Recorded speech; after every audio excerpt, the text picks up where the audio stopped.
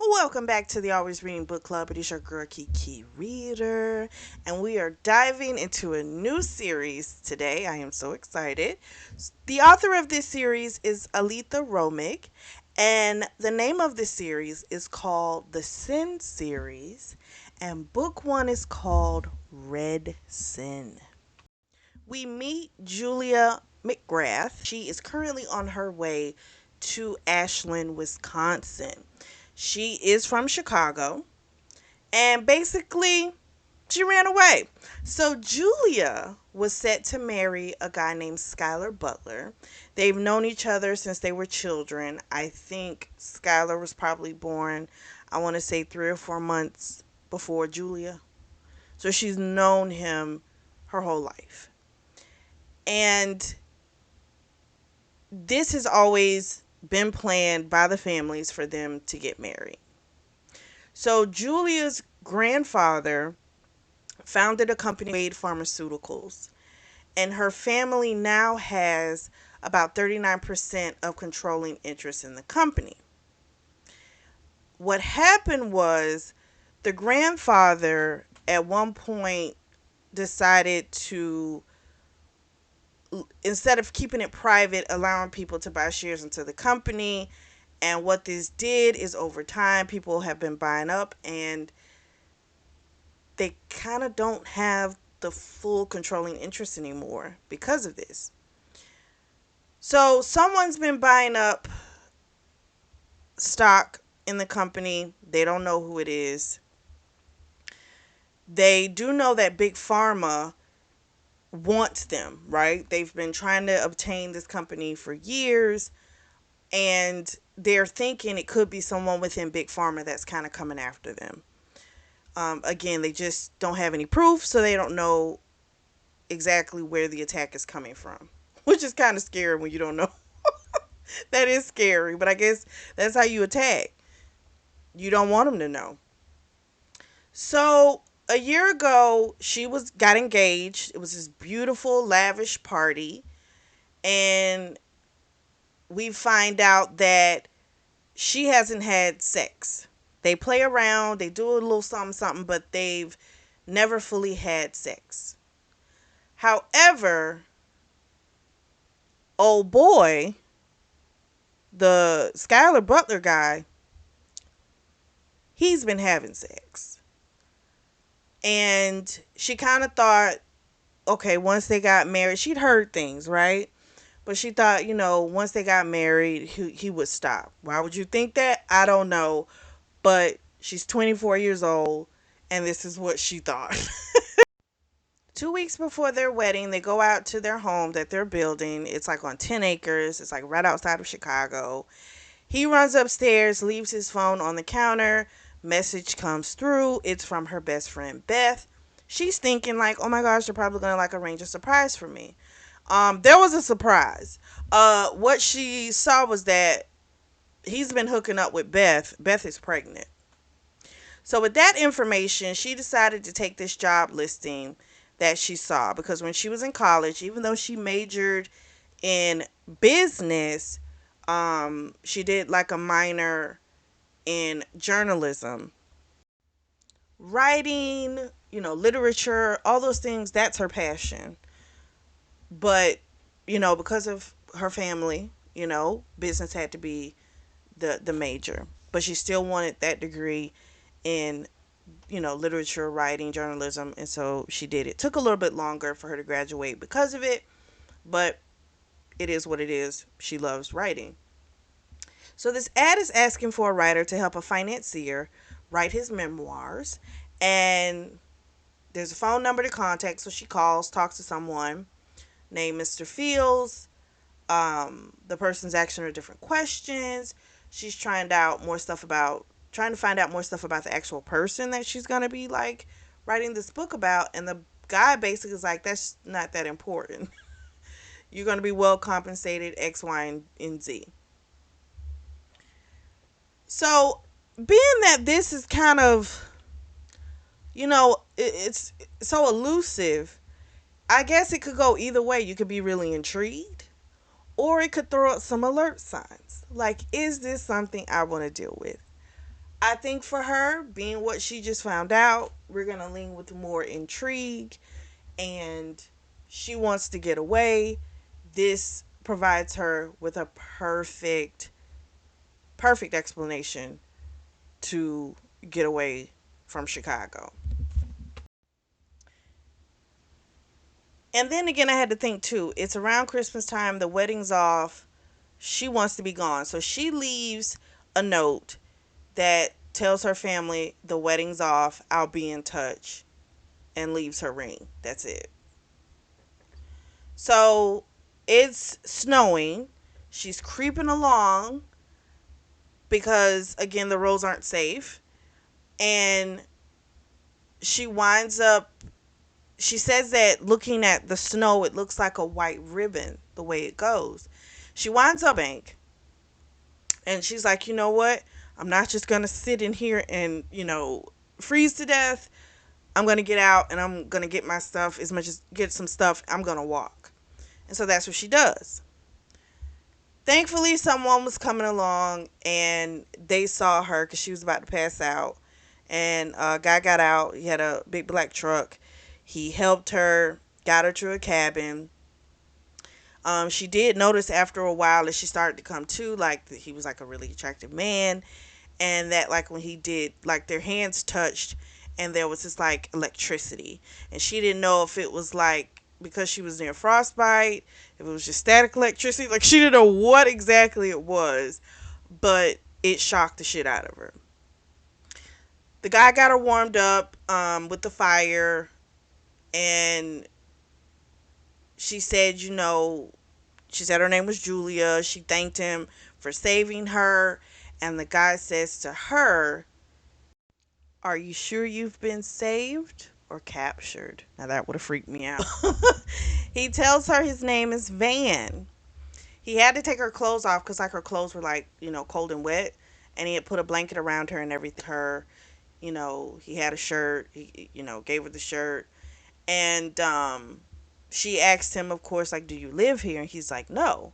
And she's like, so we're trespassing. And he's like, well, it's a cabin that's used for hunting season. So I figured no one will be here. So then he tells her about dinner. There's cans of beans and stuff like that. He doesn't know if the dates are, good on the cans, but they're there. Um, he tells her he has a crate of oranges or nectarines in the back of his truck because he had just come from the post office to pick him up. And so he went out, got those, and on his way, he was telling her like he was coming from the post office, which is when he saw her. So she left her purse, all of her belongings. So I guess she just took, the only thing she took with her was her phone. And he was like, well, unless you go up on the hill, you're not going to have a signal. So you might want to try and conserve the battery until then. So then he tells her there's an outhouse probably about 20 feet away from the cabin. She's like, you're not serious? He's like, yeah, I am. He's like, he's already shoveled a pathway for her. And then he goes out, gets tangerines. She puts on his shirt or whatever. Then on her, it looks like a dress. And then they're eating, and their hands touch. She feels that electricity again. And he does say something to her because his eyes did linger a little bit longer on her. And he said to her, like, if he ever planned an abduction, he needs to make sure he has a flannel shirt like this one because she looks sexy as hell in it. She, of course, is like, oh my gosh, like, wow. And he's like, don't act embarrassed. Like, I know you have to have someone in your life that tells you how sexy you are. She doesn't answer the question. They eat their tangerines, drink their coffee. She's warming up on the inside.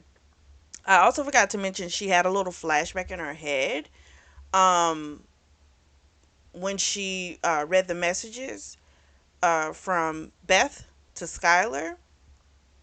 She didn't, I thought she had left the one note, but she also wrote a note with the ring to Skylar, um, letting him know that she had left him. So she left two between him and her family. So when she has to go to the restroom, well, no, I'm sorry, when she has to go to the outhouse, he takes her She was gonna go by herself, but then she heard wolves howling, and she was like, no, can you go with me? So he waited outside for her. They come back in. They have a little back and forth conversation, and she says, she thinks he's a good man and all this type of stuff, and he says, I'm not good. She's like, no, you are good. Like you saved me. And then he said something about like he was trying to, like she was trying to figure him out, and he tells her, if you're trying to figure me out, there's no point. But he let her know he'd already figured her out. He's like, clearly some man hurt you and you ran away, want a different start, you know, and you don't want to be held down. And he was right. She does tell him the story about the whole thing that happened with her best friend getting pregnant from her fiance. And he was just like, like that's fucked up, So there's a bed or whatever. And she of course is like, you can get in here, and he's like, no, you don't want me in your bed.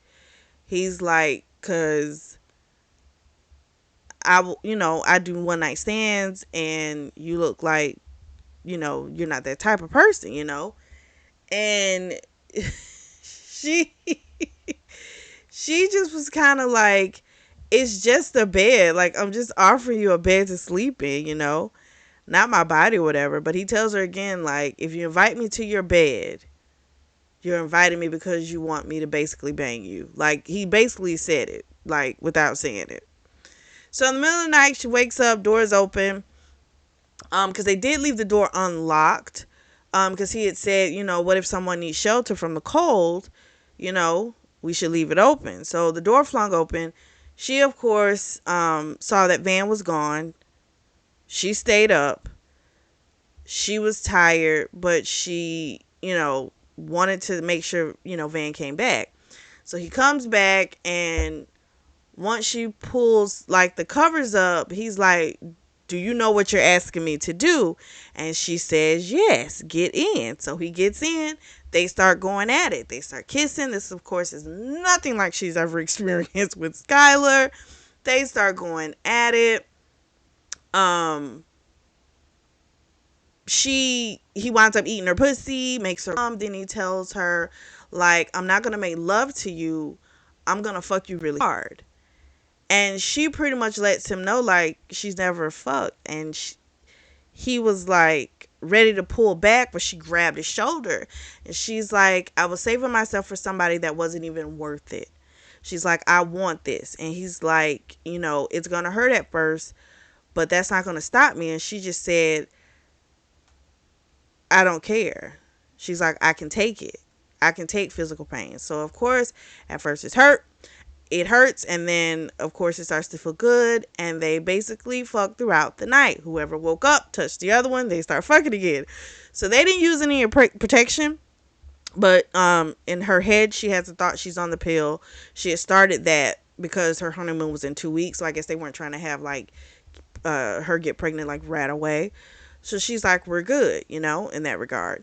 So the next morning, wake up, he's up, and she's like ready for some more dick. She's like, come back to bed. And he was like, we gotta, get going or whatever. He's like, I'll walk you to your car. We can get someone to tow it to Ashland, X, Y, and Z. And she was just like, just to let you know, I don't regret it. You make me feel good. You make me feel real. And that's what I needed. And he's like, okay. So he told her he didn't regret it either, but he told her, like, he wishes he was someone different so that he could have someone like her. He is not a good man. That's what he told her. She, of course, keeps saying, you are a good man. So clearly we know he got secrets. I want to know what the secrets are. So she tells him, she's just to let him know, like, she's on the pill, not to worry about it, and she lets him know we don't owe each other nothing. Like, we just enjoyed the night. That's it. So she has a reservation at an Ashland hotel, so that's where they're headed to. A few days later, she settles into her hotel. She goes to meet with Mr. Fields about the interview for the job. The guy, of course, is like, Mr. Sherman would like to interview in person. And She's like, okay. So he takes her back to meet Donovan Sherman. And he's faced towards the window. He's in a suit, which is what she expected. But when he turns around, she about falls. This is our van. So he's the financier. So he told Mr. Fields, you can go. Let yourself out. The guy's like, well, I thought I'd stay in. He said, no, you can go. I'm going to do this myself. First thing comes out of her mouth, what kind of game is this? He tells her, I didn't know it was you. Like, I knew a Julia McGrath was coming in for an interview, but when I found you on the side of the road, like, I didn't know that's who you were. However, when you did say your name was Julia, I did suspect that's who you were. So then he starts laying on a lot of information, and really quickly. He knows about her family business, Wave Pharmaceuticals. He's the one who's been buying up and now has 21% of their stock. He drops another bomb. He says that Merlin Butler, who's Skylar's father, has been meeting with two big pharma companies and he plans on making this his payday. So that's why he wanted this marriage and stuff, because he wants to sell the company. So of course her grandfather never wanted that to happen, and she of course is like spinning a little bit, right? So then he knocks her with another one. He tells her, marry me. She's like, well, I don't even know you. He says, but I can make you feel good. And she was like, that's not enough. He tells her, well, you were going to marry someone that wasn't any good for you. He's like, at least with me, you know what it is. He's like, I do have rules. He says that, his estate, she's still thinking that he has that little cabin. He's like, that cabin is just on my estate. So then he gives her a white ribbon. And he again says, marry me. He says, we can take these bastards, the Butlers, down. He's like, don't you want to, fuck over the ones who fucked you over? And she thinks about it. And then she goes, I'll marry you. Now, I will say this. I thought it was sweet with the white ribbon, because when she described to him why she had got out and she was following the white ribbon, because that's what the snow looked like, right? I did think that was super sweet. That's the thing when you're dealing with certain people. Like, it could be a very attentive, loving person, or it could be an opportunist. And they listen because they're opportunists. You know what I mean? But I thought it was sweet. After she says yes, of course, she's thinking, what the hell am I doing? Like, I can't do this. I'm being impulsive. And so Van is just kind of like, in a nutshell, you were going to marry someone that you haven't really been intimate with. You don't really love him. Because when he asked her if she loved him, she couldn't answer. And he's right. If you love somebody, you know it. I think sometimes familiarity, I can't say it, familiarity. I sounded like I couldn't speak right then. But that is something that can come across as love, right? Because you're familiar with the person. But it doesn't mean that it's love. And he starts speaking of like that pull that you have with someone, when he spoke of how he felt like when it came to her, and he called it red sin. And he said it's something that his grandmother called it. She said it was like when two people basically they had this incredible pull towards one another. It's called like red sin. And she's like, is that a good thing or a bad thing? And he says, well, just like with anything, it's how you make it, right? You can make it into a bad thing or you can make it into a good thing. He feels that with her coming into his life, he feels alive. And he hasn't felt that way in a really long time. He says that, when she asked him if he'd ever proposed to someone, he says, I've never done that. And she's starting to doubt that, like, okay, are you sure? Because her thing is, she came here to try and find herself, right? She came to help someone write their memoir. She's thinking she's going to be talking to this old man, hear these wonderful stories, discover some things about herself. And yet, she done came here. She's been fucking. It's been beautiful, right? She's enjoyed it. But it was like, those aren't the things. She didn't come here for sex. She didn't come for another relationship. Like, that's not why she came here, you know?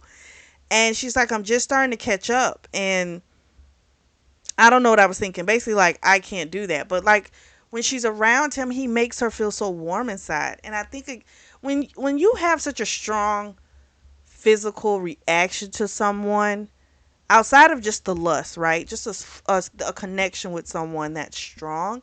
I it's difficult not to dive into it. You're right. It's kind of difficult to ignore it, but it's a lot of him to ask her to just marry him.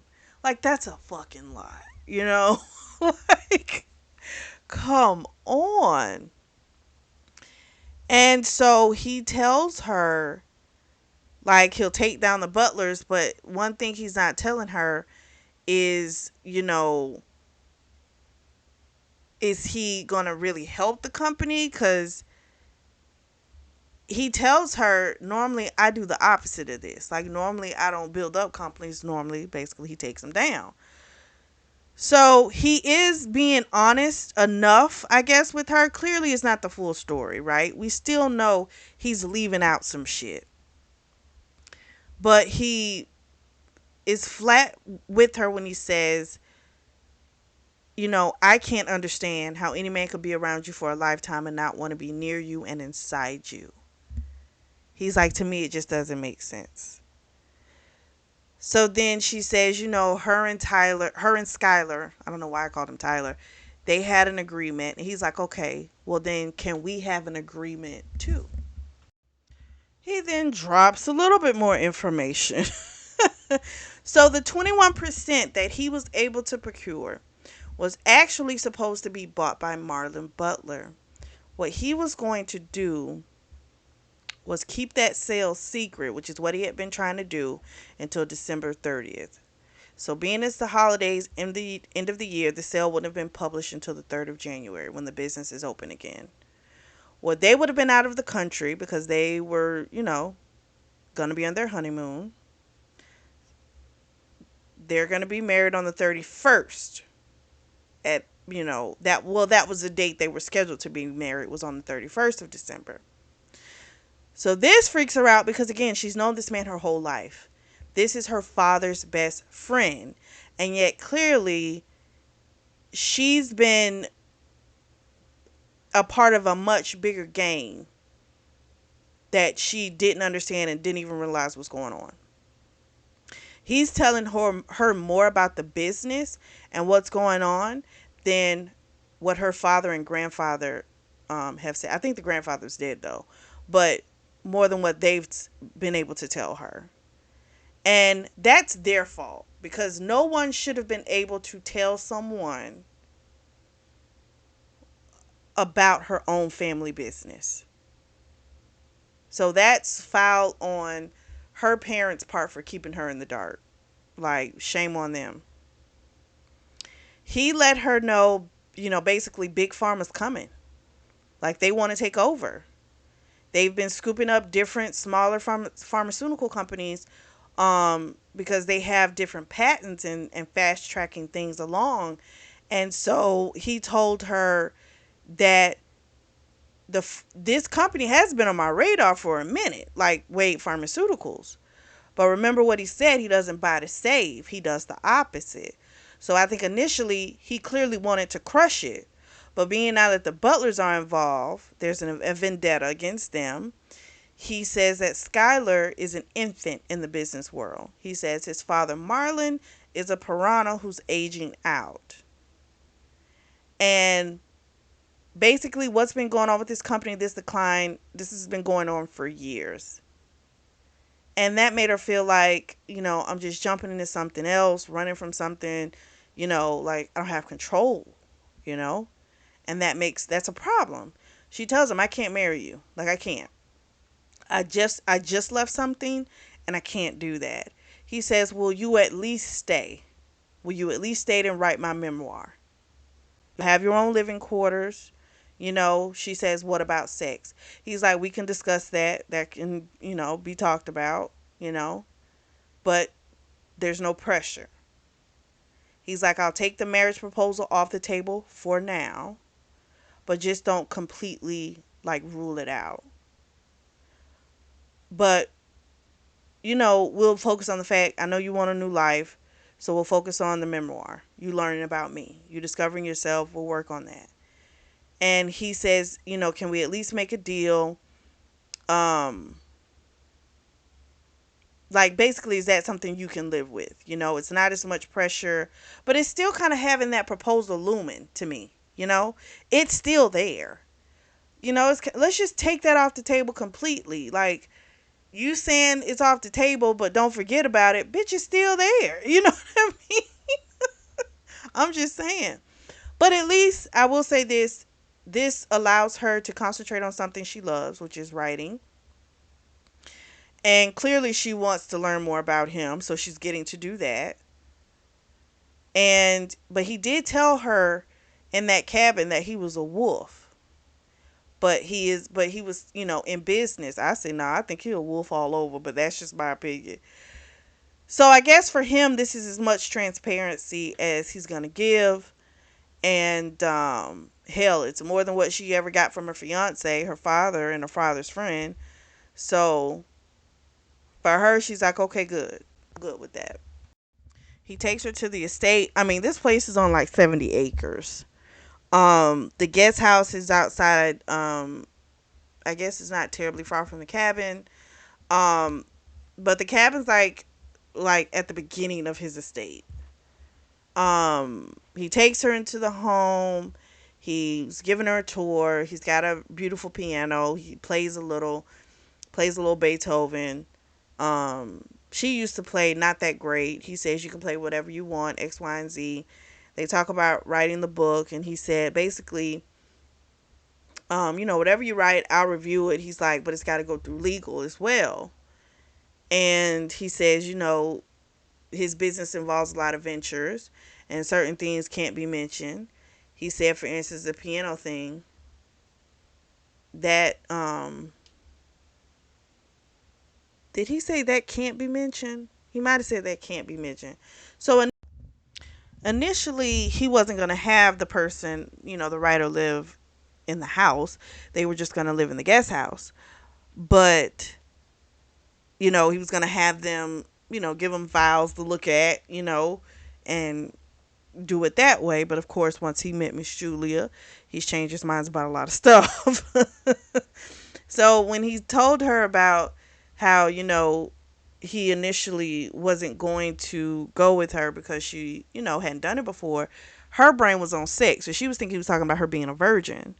And he's like, no, I was talking about the fact that, you only minored at Northwestern in writing. Um, she was like, oh. And so she really hasn't had any work experience. She's pretty green, right? Um, he says that's what appealed to him because she's not stuck to a formula, right? She hasn't done so many of these memoirs that there's now this cookie cutter formula that she has to stick to. It can now be filled with more passion with this being her first experience. Because he's like, anything, we can fix it, any errors, anything like that, we can fix those type of things. But he wants there to be a certain feeling to the book, and he feels like someone with fresh eyes can really give that. And I agree. I think that was a really good thought process on his part. Um, he told her she could live in the guest house if she wanted to. She, of course, really didn't want to be that far away from him, even though he was putting her on the east wing of the house, which kind of made her go, is he trying to like keep me away from him? But then again, being in that guest house is going to be even further, so she's like, that's not an option. She's very intrigued about learning more about this man, so there's a lot of excitement, nervousness, because the mere fact that stuff has got to go through legal. I know that would be with anyone, you know, especially in type of star celebrity, or if that's not far fetched, right? But the way he talks about it, because I think he said the piano couldn't be in the book. So I'm like, down to that, like, okay, yeah, he's got some major freaking secrets. We switch to Van's POV. You know how much I love when they do that. So he's gonna continue to take her around. He's got tons of thoughts flying around in his mind. He's thinking, this might have been a mistake when he told his team what he was doing with the whole marriage proposal. They, of course, was like, this is not a good idea. He was on impulse. Like, he is just on this high of wanting her and has this plan, and he could just not, he just wants to sink his teeth into it. So we find out that something happened 11 years ago. He's 41. Remember, she's 24, by the way. However, we don't know what exactly happened. We just know that it happened in his house, and it's something that hurt him, and it made him kind of seclude himself. Now, he's not a complete recluse now. He goes to Ashland to the office. He travels the world for business. But he's always itching to come back to this place. He feels like it's almost his self-imposed exile. So the only people here who he sees would be Mrs. Mahan, who's the housekeeper, her daughter Margaret, and then Mrs. Mahan's husband. Can't remember what his name was. He does like the landscaping stuff outside. So in his brain, he's going back and forth thinking like, oh my gosh, I might destroy her, because the way he feels, like this pull that he has towards her, very much red sin, but it also feels like this could explode, right? This is so big that it can only end big, is how he's looking at it. He hasn't wanted to be close with someone in a very long time. So the fact that he felt this way is probably, again, what's kind of have him like going all over the place. I want to know what his ass did. Like, really, I want to know. He does say that a beast was unleashed, and he hasn't let it out since. Um, so I was like, good grief. You let out a beast? So, he was happy that she decided not to stay at the guest house, because he even felt like that would have been too far. So I was like, good grief. I just want to know his secrets. I've just got to learn the secrets. We switch back to Julia. She's headed back to town to go to the hotel to get her stuff. And who's in the fucking waiting area at the damn hotel? Fucking Skylar Butler. And she's like, we don't have nothing to talk about, And he's like, I feel like I've given you enough time. She's like, what are you talking about? He's like, I gave you 4 days to get yourself. What do you mean, get myself together? Like, she tells him, we're not getting married. He's still on this, we're getting married in a week and a half. She's like, that is not happening. She's like, you need to go check on Beth. He's like, I don't even know if it's mine. He says, I'm sorry. She says, but it could be yours, and that is the problem. She asked him how many people were there, and he was like, well, you knew I fucked around. He was like, but I was going to stop when we got married. And he's like, let's just go up to your room. Let's get your things. Just totally ignoring everything she's saying. And she started to kind of wonder if this is how it's always been. I'm like, yeah, this is how it's been. So she says, we can go to the bar. You got 5 minutes. They go to the bar. He orders her drink, even though she said she didn't want anything. He tells her when she asked him, do you love me, or are you in love with me? He was like, yes, you're the only one I want to marry, and all this type of stuff. And she says, you don't want to marry me. She's like, that's not love. You know, he tells her, like, I'm going to do right by Beth. Like, I'll give her money to terminate the pregnancy. She's like, wow. He's like, I only want to have children with you. She's like, okay, you're not getting it. Like, this is not going to happen. He's like, you're really willing to do this to your family and all this type of crap. And she told him that's not going to work. I'm going to live my life without regret. I am not going to do something to appease other folks. So she told him, you basically go back, get in your car, and you need to leave. It is over. Accept it and move on. She's like, I wish you well. She's like, your job at Wade is not in jeopardy. I don't wish you any ill will, but we are done. So she goes, he kisses her. It's all wet, just emotionless, and she just pushed him off of her. And she's like, I told you to leave. It's done. So then she left, went upstairs. She called back down, asked the bartender if that guy was still there. Um, he said yes, but he told her to come by the bar before she leaves. He'll have one of the bus boys walk her out. Walk her out. And she's like, okay, thank you. I'm like, he got a lot of nerve. But that's been the relationship. They've clearly been able to bulldoze over her. Clearly. Because everything she said meant nothing. That's wild. She gets her stuff, gets back to the house. Um, Van was like waiting for her. It was kind of like, I thought you got stranded again. And he of course was like, if you ever did get lost, I'd like go to the ends of the earth to find you. Um, she told him about her visitor. They had dinner and stuff. She told him, they talked about the Tyler situation. He's like, it doesn't matter. You're here with me. That's your ex fiance. So she, of course, they start her whole thing about how, um, what was it? Something about the whole that verbiage she had said about, going to the ends of the earth to finding her. She's like, is that you talking to me as an employer, or is this after hours? And he's like, this is after hours. And he wanted to talk more about it in the living room, and so she agrees.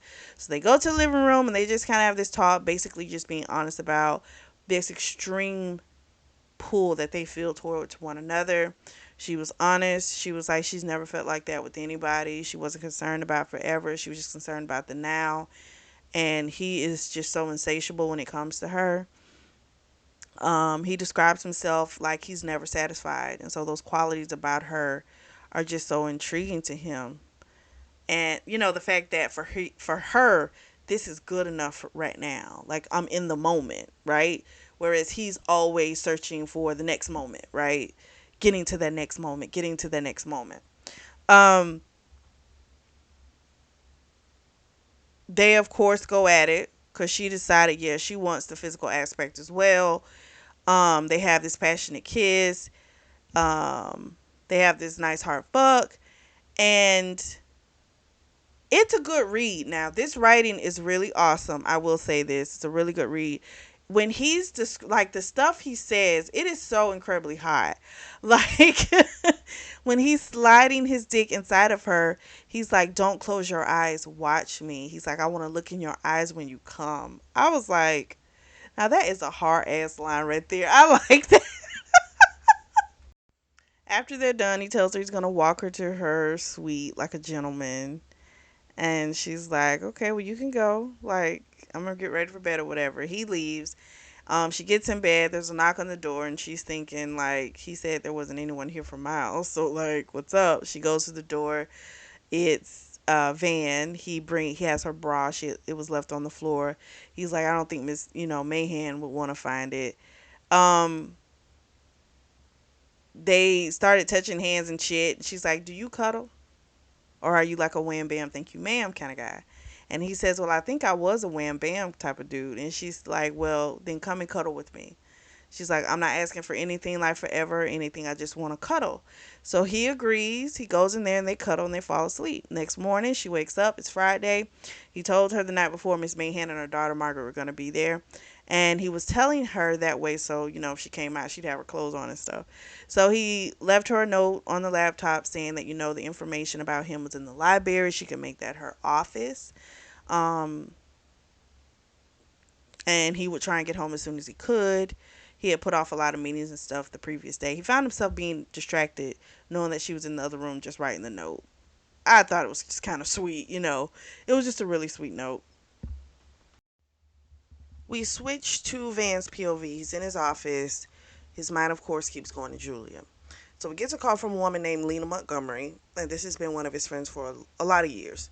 And we find out that Lena has a little grudge when it comes to the Butlers. So Marlon Butler has a brother named Logan. And when Lena and her sister's parents died, they got a considerable amount of money. Lena and her sister. So Logan is the attorney that was like, I can make, this money and even more money. But what he didn't tell him is that he was going to make more money, but it was just going to be for himself. Then he turned around and they're broke, right? He turns around and has her sign this contract to work for this company called Infidelity for a year. So she's in need of money. She has to help take care of her sister. So she does it.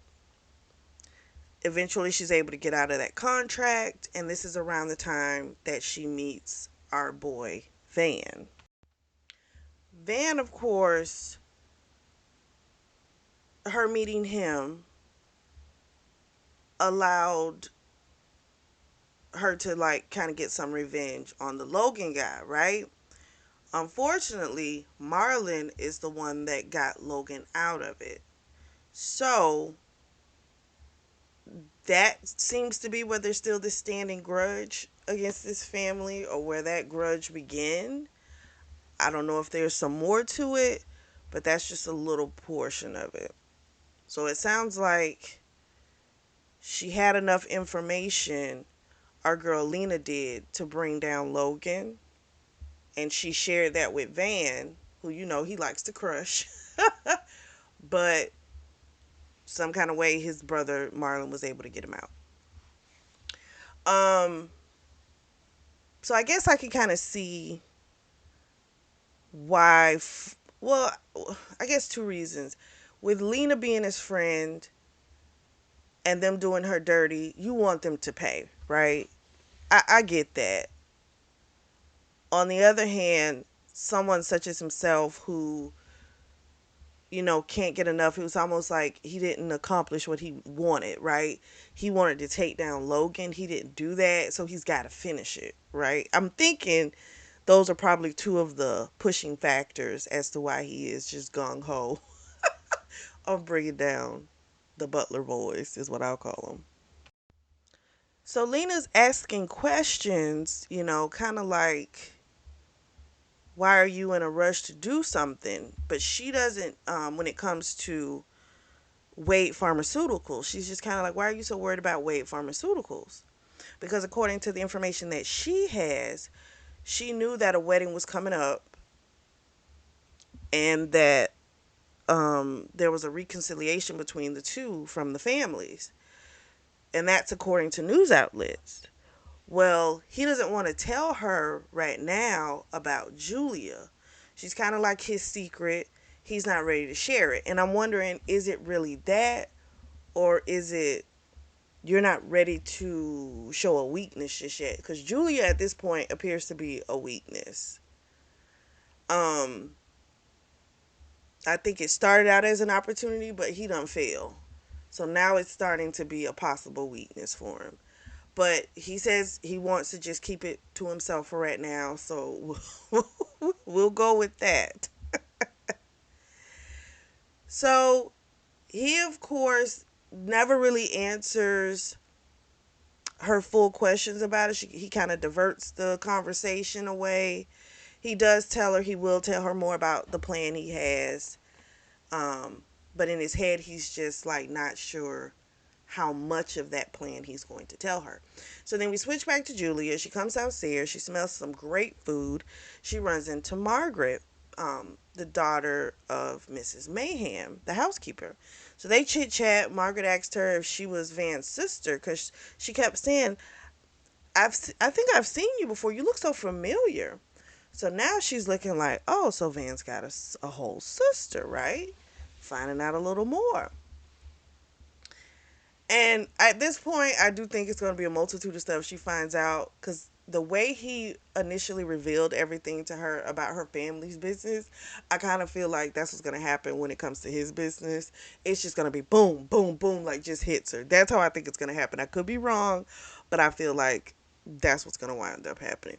So, anyway, um, she goes into the kitchen, talks to Mrs. Mayhem. We find out her name is Paula, and she prefers to be called Paula, so that's what we'll call her throughout. She's trying to kind of feel out, get a little bit of information, but Paula is just, first of all, shocked that Van is doing a whole ass memoir. But she does say if it's just going to be about the business, then that makes sense because he has been really successful. But she does say it's not going to be anything about his personal life. And she just says, well, everyone has their secrets. And then she's thinking, Julia, there's secrets to be found. This is getting more and more interesting. So then Mrs. Paula, I'm sorry, she asks Mrs. Paula, like, where's the library? And she lets her know where the library is. Julia's in the library. She's looking through the files and different things that he left. There's pictures, articles, things like this. But the articles and they're not of people. They're buildings. So we get a little backdrop and we find out that her grandfather, his name was Herman, he and her father, they didn't get along the best. Her father didn't feel like they should be selling the shares to other people. And so because of this disagreement, old Herman decided to add some stipulations to his will. So before Herman died, his kind of way of sticking it to her father was her father's shares automatically went to Julia. So it skipped over him. And then once she was married, you know, whoever she married, they would go to them. I don't think that's really smart, but okay. And then he has to co-CEO with her mother, the mother's the actual bloodline of this because that was her father. So Wave Pharmaceuticals comes from her grandfather. So I'm kind of like, I mean, unless the father's great at what he does, I'm not sure, or maybe the mother doesn't know the business. I don't know, but she should have been able to run it herself. I don't know. What the grandfather didn't anticipate is that apparently they work really well together as co-CEOs. But then I'm like, how really good are they working together when they done gotten into this mess? I'm just saying. So anyway, she's going through her emails, Julia is, and she has an assistant named Leah, and she lets her know she's going to be out of commission until the 3rd of January. She did ask for a follow-up to a meeting that she saw Marlon had called, this emergency meeting. Looks like right around the time that she had left. So she sent an email to Leah saying, hey, can you get me those minutes from that meeting? And then she sees there's another email from her father. Now, they've always had these secret passcodes that you have to put in order to see their emails. They've been that way since she was probably in middle school. So whenever they're planning something for the mother or anything, they use the little code. And she opens it up and basically just says, basically just call me baby girl. So she feels kind of bad, just leaving the way that she did. She hopes her father isn't too upset. And she also wants to warn him about Marlon Butler. But I don't really know how that's going to work because I don't know if the father is going to be receptive to it. That's my thought process. He's known this man for over 30 years. I don't know. I don't think he's going to buy it. So she's thinking about going to her suite I'm sorry, not her suite. She's thinking about going to Van's suite because, she's so intrigued. She wants to know all she need. Well, it's just not about the memoir. She wants to know everything about this man that has like captivated her.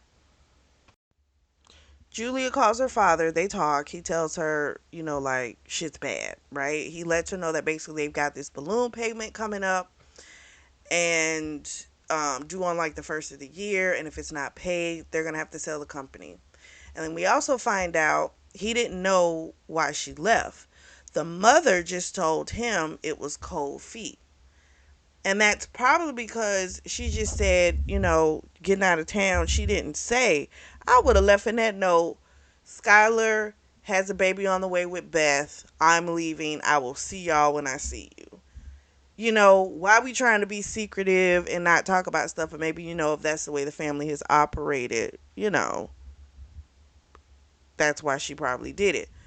But the mother fucking knows because she's talked to the mother.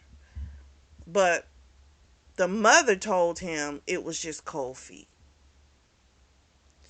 And Skylar's not going to tell what his note said. So I'm like, oh my gosh, that's messed up. But anyway, when she told her dad what happened, he was like, oh, I'm glad you kicked his ass to the curb. Like, her dad got like really upset. And then she tells him about his best friend Marlon. And he, of course, is like, how do you know? She's like, don't worry, I just know. And he's like, well, if you know anything else, you find anything else, you call, you let me know. And so she's kind of wondering why, like, her mother and father haven't been telling her what's been going on. And sometimes, again, if people want to keep you in a bubble, that's what makes me look at them so suspiciously. And I don't know if it's a matter of just bad business or them being under the control of the butlers. You know what I mean? Because the shares go to her and yet you all don't tell her anything. But then again, I wonder if she was even at, it doesn't sound like she was really asking questions. She doesn't seem to really ask questions. She just seems to let things be. Now we're seeing a difference in her now, but clearly before she was not asking questions either, and they weren't going to volunteer any information. Now you got the mom lying to the father, you know, as far as like why she left. And I'm like, why is she doing that? Like, why are they trying to keep this hope going?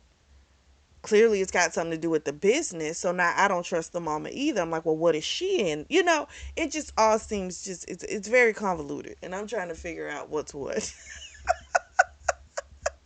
I suspect everybody in these books. I really do. So she winds up walking to the south portion of the estate. And she goes in Van's office, walks around. She sees a picture.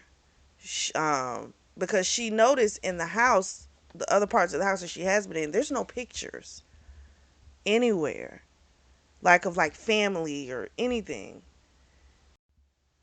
She goes in Van's office, walks around.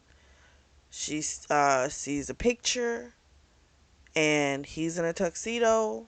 A woman's in a wedding dress, and she's about to freak because he's fucking married. She, of course, is pissed. At the same time, she thinks, he's 41. He had a life before me.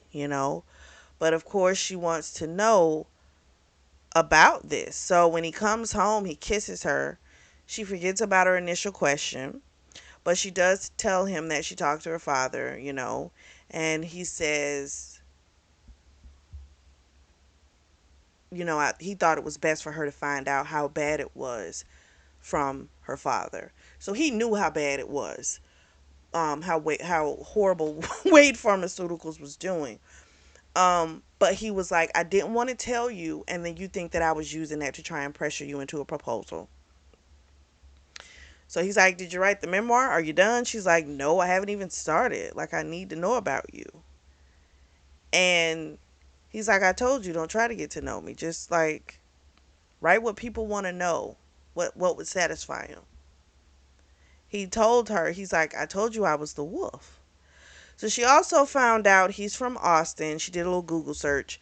His parents' last name was Thomas. So she's like, where the hell is this Sherman coming from, as well as the name Madison? Because the name of his company is Sherman and Madison. So she's like, where are these fucking names coming from? So she knows she's got some more digging to do. So she was about to ask him something. He saw it. He's like, just spit it out. Like, ask me.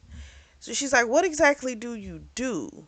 Because you said that, you don't help companies. And he tells her, I buy and sell. And I destroy companies. Like, damn. So when he said he destroys company, of course she's worried. What does that mean? Like, you know? Because again, she's been out of business school probably about 6 months. Between the wedding, the little light work at the office she's been doing, and the literature and writing and stuff, she's not been focused on the business.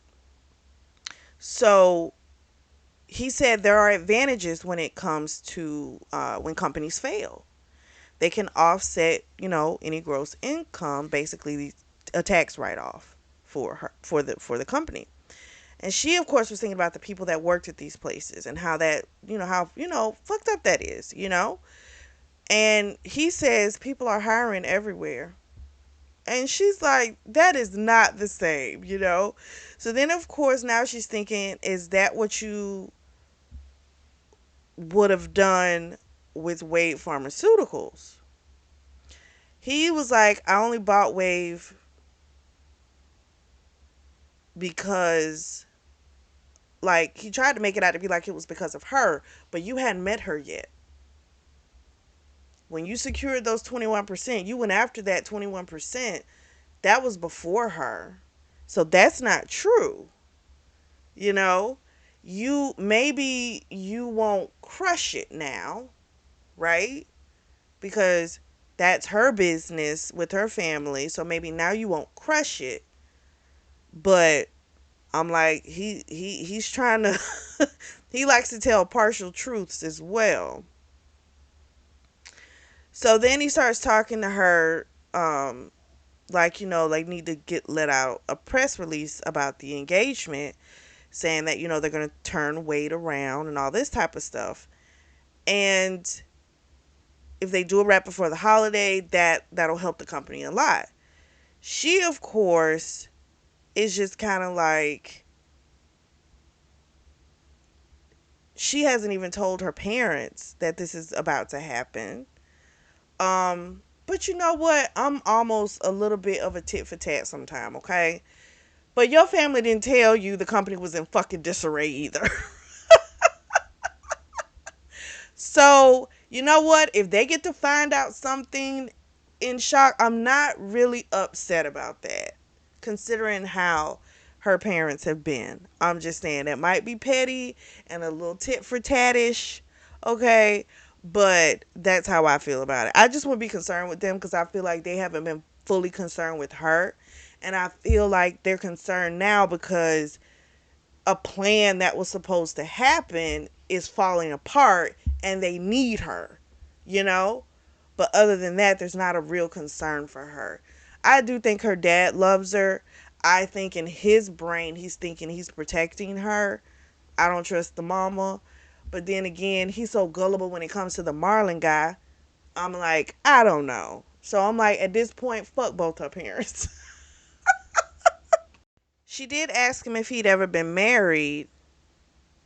And she says, I mean, someone your age. And he's like, why do you keep bringing up my age? Does it bother you? And she's like, no, it doesn't. You know? But at the same time, it's kind of foolish for me not to act like you didn't have a life before me. And some kind of way, because he did that, he diverted the question. he never answers that question. He was able to pivot that conversation. And then he starts telling her how much he wants her, and how basically their night is going to consist of fucking, having dinner, and then fucking again. And then sure enough, he tells her to take off her black pants, and they fuck right there in the kitchen. While he's fucking her, he's telling her, like, you're mine. And he's saying to her, he's very graphic, but I like it. Like, he's good with it. He's like, I'm the only man who's ever gonna come in your pussy. He says all kind of shit, and she's just so enthralled with, first of all, being fucked hard like this, and then hearing him talk to her like this. So her concentration is shit, right? Because she's trying to concentrate on being fucked, but then her brain is just, it's a lot. Very great scene to read. The author does a great job. Um, Afterwards, he sits her up on the counter, lifts her up on the counter, and he gets some paper towels, wets them, and cleans her off. And then he was like, he's gonna warm up some dinner, and she was like, she was just about to do that, and he's like, let me do it. Let me take care of you. After they have dinner, they fuck again, just like he promised. Van goes to talk to his press secretary to have that, press release sent out in the morning. And then Julia is going to call her parents to let them know about the engagement. So she calls her mom and she tells her mom, get dad. Her mom's like, what's going on? She's like, um, I want you both on the phone. And she's like, I need to tell you something. And then the first thing the mom says, it's not your fault what happened between Beth and Skylar. I'm like, that's the first thing that comes out of your fucking mouth? And she says, I know it's not my fault. And the mother's like, Beth wants to talk to you. She's been your friend since you were a kid. And it's like, yeah. And that's why she shouldn't have fucking did it. She's been my friend since we were kids. And she does that to her? Like, that's crazy. So she told her, first of all, I have no desire to talk to her. Second of all, she can have Skylar. That's her consolation prize. And she's like, she doesn't get to have me in her life too. That's not how it's gonna work. And then she tells them, she starts talking about the company, and her mom is like, that's not true about Marlon. He's been our family before you were even born. I mean, just straight up defending. And then she tells them about the engagement and the shares that Donovan Sherman's bought, and they're like, you can't do this. He just destroys companies. And she's like, that's not what he's going to do. He's actually going to help save ours because of me, because I agreed to marry him. So the dad is like, me and Marlon are going to combine our shares, and that will show the banks, our strength. And she's like, don't do that. Those are my shares. But here's the thing. The grandfather left the shares to her, not him. And she's like, I don't want to do that. And he's like, oh, little girl. She's like, I'm not a little girl. Don't do that. And again, the mama's on this whole big thing about Marlon wouldn't do that and all this type of shit. And now I'm wondering, is the mom fucking Marlon? I suspect everybody in the book. So the mom's there saying, I'm sending a private jet to you. There's an airport in Ashland, which I figured there would be one since, Sherman's already got, he's got to have a damn jet. She's like, we can be there in an hour and a half. She tells them, don't come. I don't need you here. I'm not coming back to Chicago right now. And she explained the whole situation about what happened, getting in the accident and stuff like that. Of course, she didn't tell him about getting banged. But then she told him about, he's the person that she's writing the memoir about, and all this type of stuff. And the mother is just like not listening to her. Like, and again, this is why I say I believe they never listen to her. The way they talk to her, it's just she speaks and they speak right over her, and it's something completely different from what she said. They just don't listen to her. But when, if a person feels like they can fucking railroad you, they're gonna do it. Because you've allowed them to do it. So they'll keep doing that shit. And that's clearly what's happening, not only with Skylar, but clearly with her parents as well. I mean, the father's doing this shit too.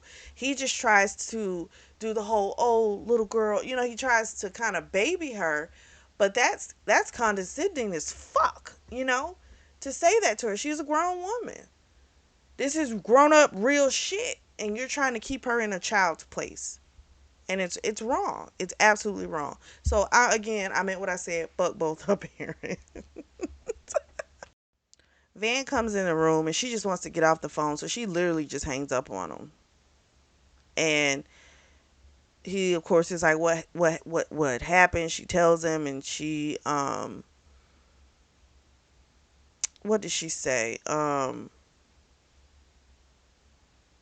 What did he say? He said, "I'm not going to destroy the business."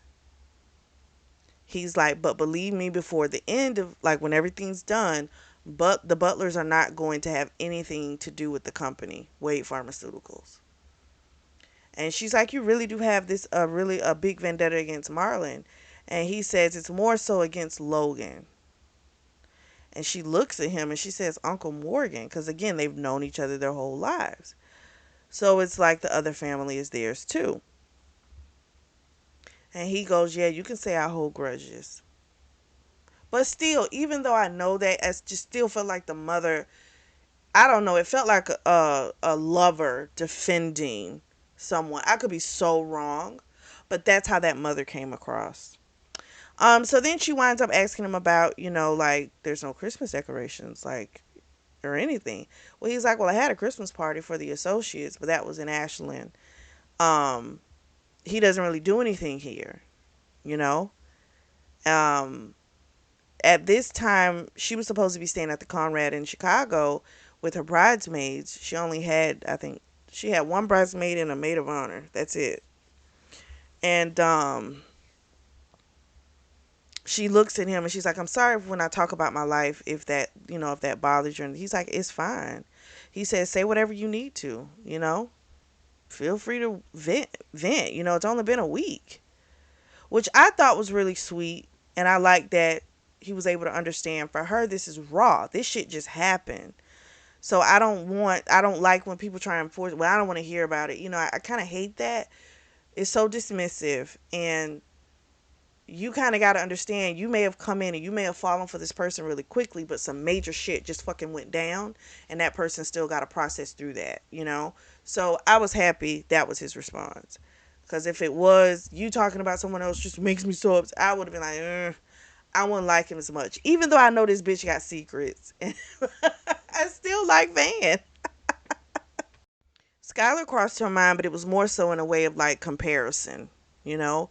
Like, how these kisses are just being around Van, the effect that it has on her, and how it was just never that way when it came with Skylar. So she felt tired. She really was exhausted with everything that had happened. And he's like, "You want to come into town tomorrow? And she's like, "Nah, Margaret already kind of recognized me, and I just don't feel like I'm just not ready, because he's gonna work like a short day. Um, Everyone's shutting down for the holidays, so he tells her, you know, he wants her to think of this as her home, and he's gonna go make some calls, and then he's like, he'll come back to cuddle." And she's like, "You're just gonna cuddle?" And he's like, "Yeah." So that's what he does. He comes back and he cuddles, fall asleep pretty quickly. Next day, she goes wandering back into his office. Guess what? Picture she saw the day before, gone. There's another set of pictures that she hadn't seen the other day because she wasn't paying attention. And these are some older pictures that look like there's some children. Looks like a newspaper article. She can't really make out the faces. Um, Van comes in and he's like, "You have access to everywhere in the house, but kind of like this is off limits." She asks who the little girl was in the picture. He says it's his niece. He's not particularly close with his family. And so he has a private eye kind of check in on her, every now and then. So of course, she he changes the subject. let me say it correctly. He changes the subject, um, and tells her he's got a surprise for her. He shows her he got a wreath for the door. So they're gonna go on a little adventure. He's like, go get bundled up. They take the truck. They go down to the cabin. He's brought food and stuff. He's prepared, and they're gonna go cut down their first Christmas tree, which of course is a first for both. They go and get a Christmas, or shall we say, a pine tree. It's a small one, and she felt bad about cutting it down. And he said, in the spring we'll plant 10 or 100 more, how many ever you want. And then he told her how good of a heart she had. And then he kind of broke down how he bought up different lands. So people were living, like, you gotta think this is 70 acres. So there were homes and shit here. And some of them he knocked down. Some of them he left. The main house, he gutted it and redid it, made it bigger. And he's like, he wanted more. And she's like, yep, I keep forgetting that, you know, that's how you are. So they get back inside. She wants to give him a gift, so she gets on her knees. And he's like, you don't have to. And she's like, no, I want to. So she winds up sucking him. And then she's like, she told she wanted to do it. And tells him, use me. And he's looking at her like, do you know what you're saying to me? And she's like, yeah, I want you to use my mouth. And so he tells her, I'm going to fuck your mouth. And he does, and comes down her throat. And then he looks at her, and he's just like, you're just more. He's like, every day you are just more and more. They eat. Afterwards, they put up the tree and stuff. He had took the decorations from the office. They didn't get any lights because, there's no electricity in this cabin. And then he breaks into giving her information. So he tells her that his niece's name is Brooklyn. She's 10 years old. And that him and his brother had a falling out. They haven't talked in 10 years. He doesn't blame his brother, but he, again, doesn't say what his ass did. He tells her how he became Donovan Sherman. So his parents worked for a company called Sherman Brothers Department Store, and they both worked their way up. The mother started off, I want to say it's like a cashier or something, and she wound up working her way up to being a buyer. So she traveled the world deciding what would be in the stores. His father was an accountant, and he worked his way up to corporate. So this was his most significant liquidation with this company. So the company had been doing bad, and he wanted to destroy it because of his parents. She, of course, is like, but there's innocent people there. And he says they know what they did. I'm like, oh gosh. So he crushed that company. But what also happened is the corporate people, they were doing evil crap anyway. They had liquidated the entire retirement fund. So these people not only lost their jobs, but their retirement all in one day. Just completely devastation. Well, that was the day that he petitioned for the courts to change his name from Donovan Thomas to Donovan Sherman, because he wanted them to see that name every time and know that he was the one that did it. I said, you know what? That is cold as fuck. That's wild. That is absolutely wild to me. Like, oh my gosh. He then tells her, like, I think he asked her like what she wanted. And she's like, I don't really need anything. And he says, I don't mean like, what do you want? And his whole thing with her, he wants to protect her and just give her anything she like desires. And so he tells her he wants to lay down, wake up beside her, give her the world. Like, he flat out tells her he just wants to make sure she's happy. And he's like, I didn't give you a proper engagement. And so he does the whole, Julia McGrath, will you be my wife, and all this type of stuff. And she just says, yes, that answer is not going to change. They of course wind up fucking again, and he was kind of like, he's got to get himself under control because he's like so insatiable when it comes to her. So then afterwards they talk a little, and they head back up to the house. She wasn't ready to leave yet because she was enjoying it. Like, She was ready to she wanted to stay at least another day. So they head back to the house. The gate's open, so someone's been there. But when he's able to look at the security, I'm sorry, he wasn't able to look at the security any footage because there's no signal. They were at that cabin. So once they get to a signal, flood of messages come through. And he's like, I need to return some of these messages. And she thinks it was probably her parents that came. And he tells her, you don't have to leave if you don't want to. And she says, I know that now. So then she goes upstairs, and he goes upstairs as well. He returns Connie's message to his assistant, and she tells him that his brother Philip Thomas called, and he's demanding to talk to you. And if you don't talk to him, he says he's going to talk to your new fiance. So I'm like, oh shoot, we getting a little bit more information. And so then the first thought Van says when he says he's going to talk to his fiance, he's like, over my dead body. But then when Connie is like, he tells Connie if he calls again, let me know. In his mind at that point, he's like, if he tries to talk to my fiance, it's going to be over Philip's dead body. We switch back to Julia. She, of course, has got a ton of messages as well. Really from a lot from her parents. She listens to the first message. It's from her mother. She's like, you could respond to messages so we would know you're okay, so that we can be okay with your decision. Bitch, you don't have to be okay with my decision, Like, this is happening. Don't really care if you like it or not. And she realizes they've always just put her in the place of a child. And even when she became an adult, it never changed. And she allowed it. And she was never going to be taken seriously within the business, you know? They were always going to keep her in this capacity. And they basically, to me, they need her for her shares, and that's it.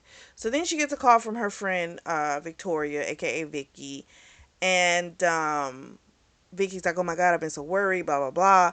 She tells her, she's, looking at the blogs, and she's like, they're saying that you are trying to work it out. And, I guess Beth has been like in limbo because she hasn't been in contact with Skylar, I guess, however long it's been since he left from Ashland. So Vicky's still friends with Beth, but at the same time, she does understand that Beth fucked up. Personally, I wouldn't still be friends with Beth. Because if you are capable of that kind of betrayal, that's a character flaw in my book. And I can't fuck with you.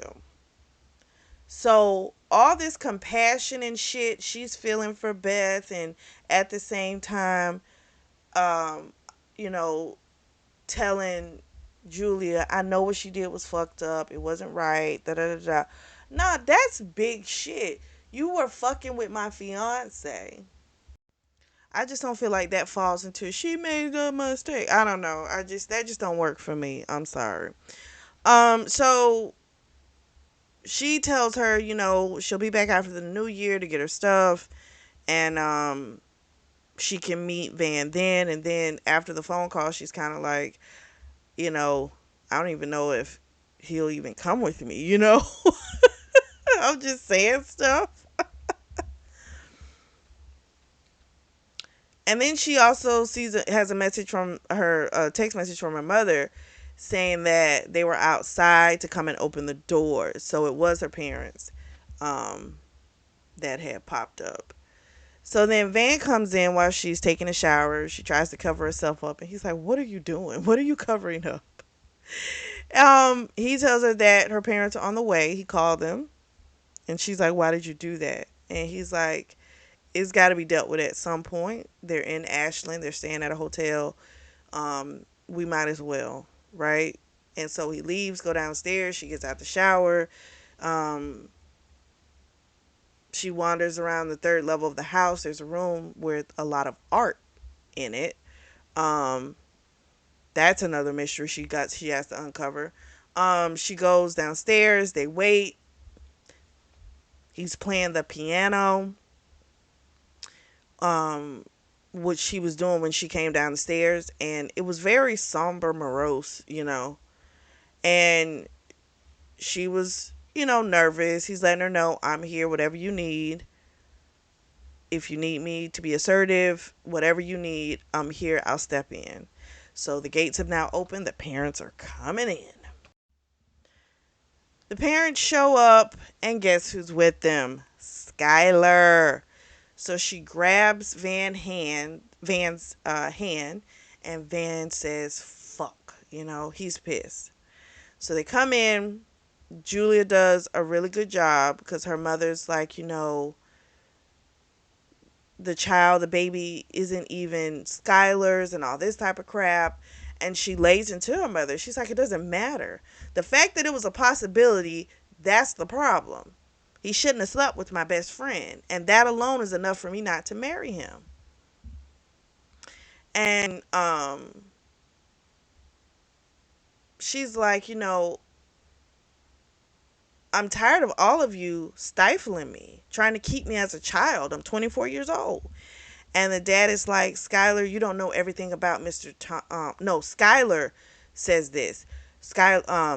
You don't know everything, Julia, about Mr. Thomas and all this type of crap. And they're like, he bought 5 more shares of the stock, which means he now has 20. What does he have now? Maybe he had more. Because I thought he had 21, so 5 more shares would just be 26%. But I think they said 27. I think it's 20. He's got 26%. Yeah, it's 26%. And I think the Butlers have like 25%. So he's like one over them. So anyway, she didn't know about this, and they can tell she didn't know. But she just lets them know, I didn't know, but I'm sure whatever reason Van did it, he has a good reason. He's going to uphold what he told me he would do. So Skylar said that he knew about the shares that the father was trying to procure for them, that it was for them as a wedding present, and that it was to make sure their future would be secure. But I'm like, that shit don't sound right. So you're telling me Marlon knew, um I forget her dad's name. We're just gonna call him her dad and her mom. I don't remember their names. I don't like them, and maybe that's why I won't try and remember them. But anyway, her parents knew, and Skylar knew, but it was a wedding gift for Skylar and Julia. That shit don't make sense. If it's a wedding gift for the two of you, then the two of you would have, no, it would have been a gift to the both of you. Like, you saying you knew about it already. I'm like, nah, that shit don't sound right. I think that's what your dad came back and said, right? But that's not what that was. There's no way in hell that was. And he's all like, my dad's not going to sell and all this type of stuff because, she went down and she said everything of what his dad was really doing. And I just was like, they all lying. And so then Van asked her, um, or said to her father, like, ask me the question you want to ask. And her dad is like, I'm concerned about my daughter. He says, your daughter's very well taken care of. He says, what's your question in regards to Wade Pharmaceuticals? Then, of course, it's like he tells him, I don't plan on doing anything bad to this company. I want to see it thrive. That's what Julia wants. That's what I want. Now, in the event that she changes what she wants, then what I want changes. So then the dad starts saying how, because the mom was saying how they have this new Alzheimer's drug and stuff like that, they can make it cheaper, but they're keeping that research and that information on the low. And Julie was like, send me the research. And Skylar's like, my dad's not going to like that. And she told Skylar, your father only owns 25%. That's it. And that's only if I let you if I don't remove you and your father from your day to day. And I said, get it, girl. I love it. You know, the mother's still doing the whole, you just need to come home. We need you and all this crap. And she told them, I'll see you after the first of the year. You know, she says, listen, if you want him to make this payment that you all can't afford to make, then you're going to need to show good faith and, provide the information, you know. And she's like, I'm staying with him. This is it. I intend to marry him. And the mother's just doing the most. And it doesn't feel genuine. It feels forced. And even uh, uh, she could pick up on that. Our girl Julia. It was like this. It feels like she's making herself do this.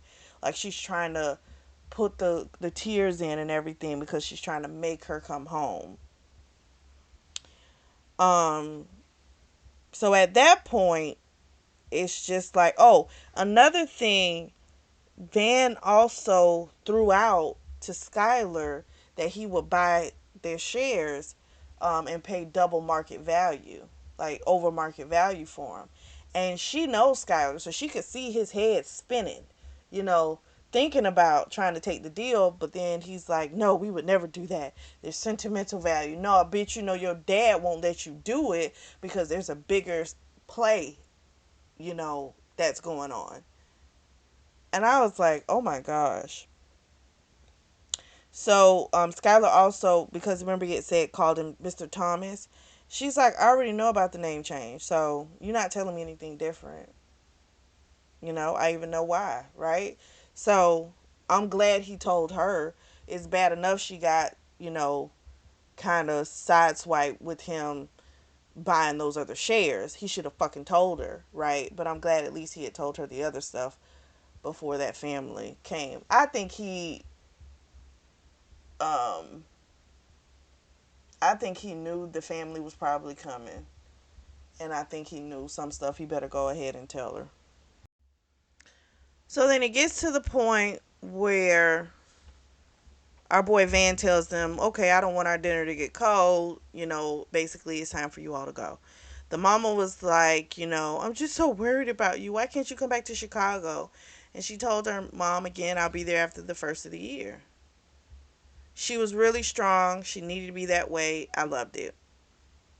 Because you know what? You can't say you want to be treated like an adult, but then you don't act like an adult, right? Can't do it. So I was glad she stuck to her guns. And she was sure of her decision. And I like that because that's what you need to be. You need to be sure of yourself. So then they sit down. They have dinner, but right before he asks her, what did Skylar whisper to you before he walked out? And she said it's not important. And he told her how proud he was of her and all this stuff. And then she asked him, who is Madison? And he says, why did you just ask me that? And she says, it's the name of your company. It's a name in your company. And he's like, she's in her head. She's thinking about what Miss Mahan said, Paula, which is, sometimes certain things need to be left unturned. And she said, I'm not asking as a writer, I'm asking as your fiance. And he said, Madison is my wife. And that's how it ends. So the next book in the series, book 2, is called Green Envy. And so we're going to dive into that one next week. What did you all think of this? I loved it. I love the mystery. I love trying to figure out what is going to happen with these people and all the secrets that clearly our boy Van has. I am just so intrigued with it. Let me know what you guys think. Drop down in the comment section and let me know. If you are in the market for a beautiful notebook or journal, I do have those available, and the links are going to be available down below in the description section. Make sure you like and subscribe. Make sure you share. Thank you so much for tuning in to the Always Reading Book Club. I hope everyone has a beautiful holiday.